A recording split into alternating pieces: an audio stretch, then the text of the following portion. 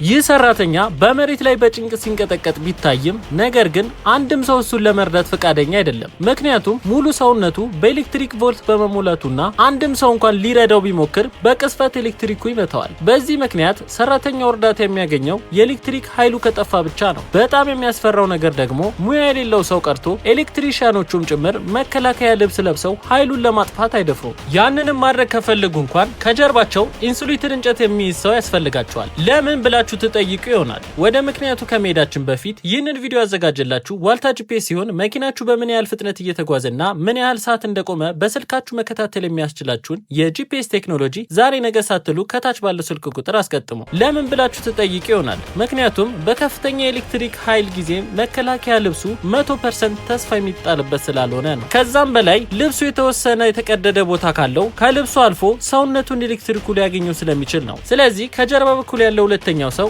ኢንሱሌትድ የሆነ እንጨት ከያዘ ምናልባት ኤሌክትሪሻኑ በኤሌክትሪክ ቢያዝ ሊያድነው ይችላል። እናም የኤሌክትሪክ ሙያው ያላቸው ሰዎች በሙሉ ለሌላ ሰው ህይወት ሲሉ የራሳቸውን ህይወት እየሰጡ ስለሆነ ክብር ይገባቸዋል ካላችሁ በላይ ካሳያቸው። እንደዚህ አይነት መረጃ እንዲደርሳችሁ ፎሎ ማድረግ አትርሱ።